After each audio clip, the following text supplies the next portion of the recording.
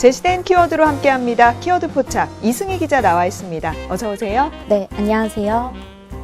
키워드 포착의 이승희 기자입니다. 네, 오늘 주제는 무엇인가요? 네, 오늘 주제는 해피벌룬입니다. 준비된 영상 먼저 보시죠.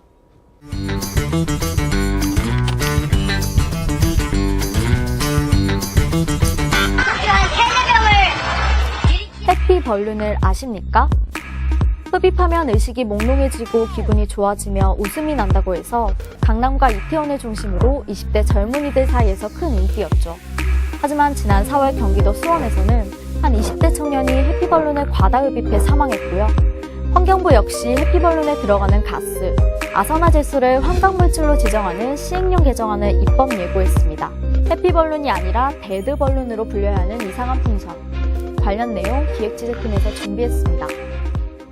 최근 인기 가수와 중견 배우가 대마초 흡연 사실이 적발되면서 논란이 됐습니다. 이에 따라 연예계가 대마초 파동이 일고 있는데요. 연예인들이 대마초 논란에 시끄럽다면 일반인들에게는 해피벌룬이 문제가 되고 있습니다. 도대체 어떤 풍선인지 자세히 알아볼 텐데요.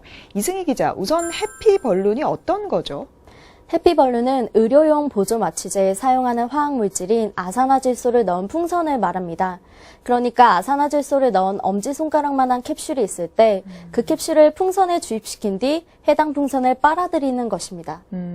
그러니까 아산화질소를 넣은 풍선을 흡입하는 걸 의미하는데요. 젊은이들 사이에서 인기가 좋다고요? 네, 젊은이들 사이에서 일명 파티용 환각제로 알려지면서 유명세를 탔습니다. 그 후 강남, 홍대를 중심으로 무분별하게 확산되었다고 하는데요. 우선 풍선에 아산화질소 가스를 넣어 입으로 흡입하면 몽롱해진 뒤 기분이 좋아진다고 합니다. 저절로 웃음이 나기도 하고 붕 뜬 것과 같은 느낌을 느끼기도 하고요. 그렇게 한 번 흡입 시 약 20초가량 환각작용을 일으킨다고 합니다. 네, 어떻게 환각작용이 일어나게 되는 건지 궁금한데요. 아산화질소가 원래는 어디에 사용되는 물질이죠? 원래는 의료용으로 사용되는 물질입니다. 그 대표적인 곳이 바로 치과인데요. 특히 소아치과에서 불안한 아이들이 움직여서 치료가 어려워질 때 사용한다고 합니다. 잠깐 아이들을 진정시키기 위해서 아산화질소를 사용하는 것이죠. 또 병원에서 마취를 할 때 마취용으로 사용되기도 합니다. 네, 의료용으로 사용되는 물질이 거리로 나왔다는 점에서 위험하게 느껴지는데요. 실제로 아산화질소가 우리 몸에 왜 위험한 거죠? 아산화질소가 생명을 위협하는 이유는 흡입하면 체내 산소가 부족해져서 저산소증을 불러일으킬 수 있기 때문입니다. 우리 몸에는 이산화탄소가 일정량 이상 존재해야만 호흡 기능이 촉진되는데요. 체내 아산화질소 농도가 높아지면 이산화탄소가 줄어 호흡작용 저하로 산소가 부족해질 수 있다고 합니다. 산소 부족은 생명과도 직결된 만큼 상당히 위험한 문제로 보이는데요. 유흥가나 파티장에서 인기가 높은 만큼 술에 취해서 흡입하는 경우도 많지 않을까요? 네, 그렇습니다. 사실 술을 마신 상태에서 해피벌룬을 흡입하는 경우가 많은데요. 알코올 자체가 호흡 유발 기능을 떨어뜨려 저산소증 위험이 더 높아질 수 있다고 합니다. 알코올 섭취와 아산화질소 흡입을 동시에 하는 건 금기시 되어야 할 행동인 셈이죠. 많이들 아시는 것처럼 저산소증은 어지러움, 운동실조 등의 증상이 생기며 산소 부족으로 뇌세포가 손상돼서 식물인간도 될 수 있는 아주 무서운 행동입니다. 앞서서 아산화질소는 병원에서 마취용으로 사용이 된다고 했는데요. 병원에서는 이런 저산소증을 막기 위해서 조치를 취할 것 같아요. 네, 아산화질소는 병원에서도 심박, 맥박 등을 체크한 후에 전문가의 판단 하에 투여되는 물질입니다.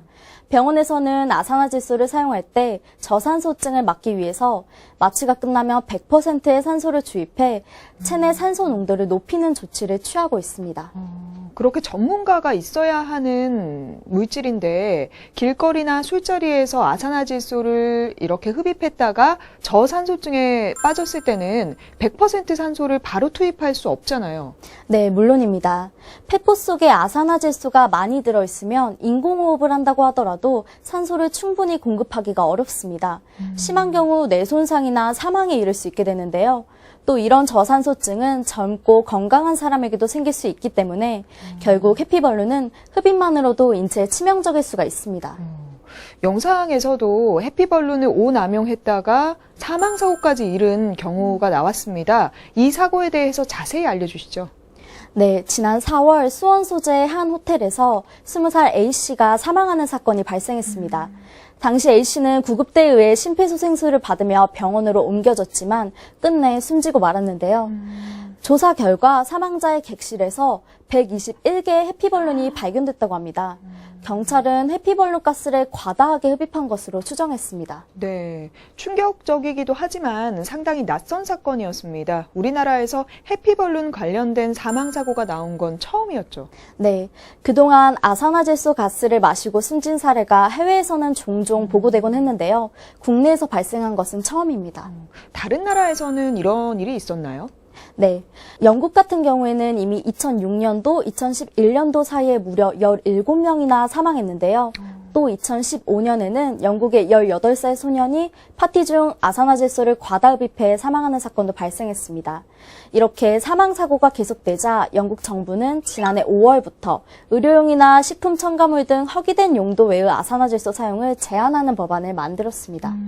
영국처럼 규제하는 나라가 또 있을까요? 미국 식품의약국 FDA도 아산화질소를 개인적으로 사용하는 것을 금지하고 있습니다. 또 일부 국가에서는 아산화질소를 향정신성 의약품으로 지정하자는 움직임이 일고 있는데요.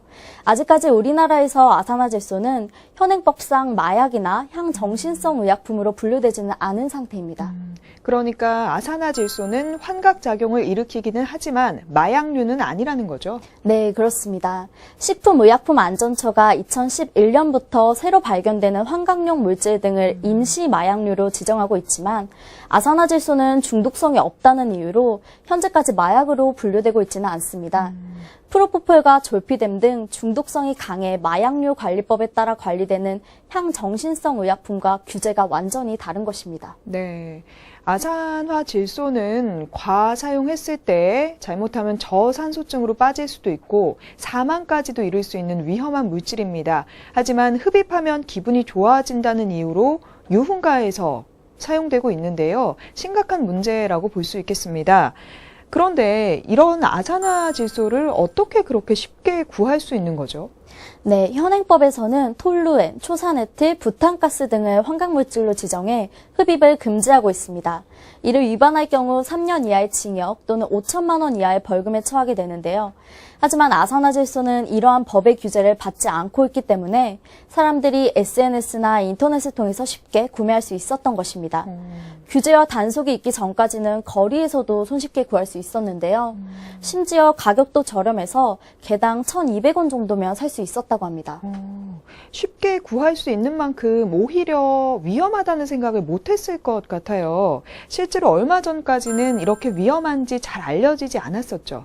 네, 얼마 전까지는 사회적인 문제로 떠오르지 않았었는데요. 그래서 규제의 대상이 되지 않았습니다. 아산화질소 흡입으로 사망자가 발생하자 관계당국은 법령을 개정하기 시작했습니다. 환경부는 의약품 용도가 아닌 다른 용도로 아산화질소를 흡입하거나 흡입을 목적으로 판매하는 것을 금지하도록 하는 화학물질관리법 시행령 개정안을 마련해 입법 예고를 했는데요. 시행령이 개정되고 나면 아산화질소를 풍선에 넣어 판매하는 행위를 경찰이 단속하고 처벌할 수 있는 근거가 마련되는 셈입니다. 네, 아산화질소를 환각물질로 지정할 경우 경찰이 풍선에 넣는 행위 등을 단속하고 처벌할 수 있는 건데요. 그럼 아산화질소 외에 다른 물질도 비슷한 경우가 있다면 법적 근거를 마련해야 하지 않을까요? 네, 물론입니다. 그래서 환경부는 다른 화학물질에 대해서도 필요할 경우 신속하게 환각물질로 지정하겠다고 밝혔는데요. 오남용으로 인한 피해를 최소화하겠다는 것입니다. 아산화질소 오남용에 대한 피해가 사망사고까지 나올 정도로 많아지고 있기 때문에 정부 차원의 대응이 필요해 보입니다. 환경부 외에 다른 부처도 준비해야 하지 않을까요? 네, 그래서 식약처는 환경부에서 아산화질소를 환각물질로 지정하기 전이라고 하더라도 의료 목적 외에는 유통, 판매가 되지 않도록 관리를 강화하겠다고 밝혔습니다.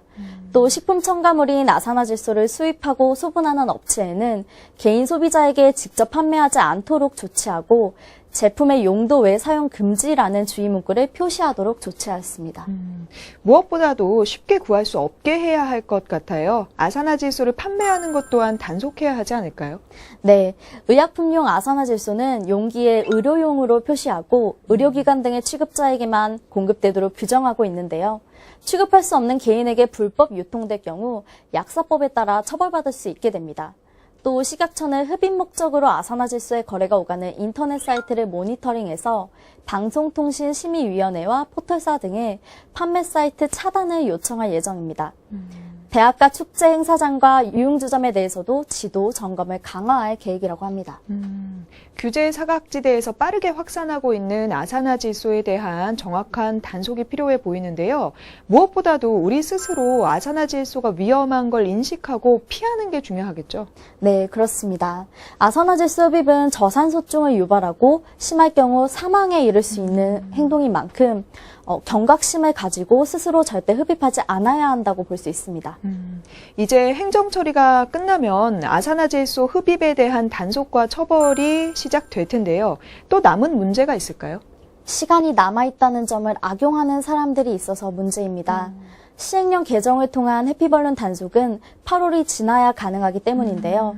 지난 6월 7일 환경부 및 식약처는 시행령 개정을 통해 아산화질소를 환각물질로 지정하겠다고 밝혔지만 입법 예고 후 40여일간 이의제기 및 부처 간 협의, 국무회의 의결을 거쳐야만 합니다. 아직까지는 해피벌룬이 법적 규제 대상이 아니라는 허점을 이용하는 사람이 또 나오는 거죠. 네, 그렇습니다. 그들은 눈에 띄지 않는 온라인 직거래 등을 통해 해피벌룬을 유통하고 있는데요. 실제로 해피벌룬에 대한 수요가 증가하면서 인터넷 카페와 메신저, 소셜 네트워크를 통한 음성적인 거래가 기승을 부리고 있다고 합니다. 국내 최대 인터넷 거래 카페와 SNS에도 관련 광고들이나 후기 게시물들이 꽤 많이 올라와 있는 상태입니다. 본격적으로 단속을 하기 전에 거래를 하겠다는 건데요. 무엇보다 문제는 아직까지 구하는 사람이 있다는 거겠죠. 네, 전국적으로 물량이 많이 부족한 데 비해서 수요는 굉장히 많은 상황입니다. 예전에는 개당 약 1,200원에 살 수 있었던 해피벌룬이 이제는 개당 1,500원 이하로는 구할 수조차 없다고 합니다. 가격이 더 오를 것이라는 의견도 많이 나오고 있는 상황입니다.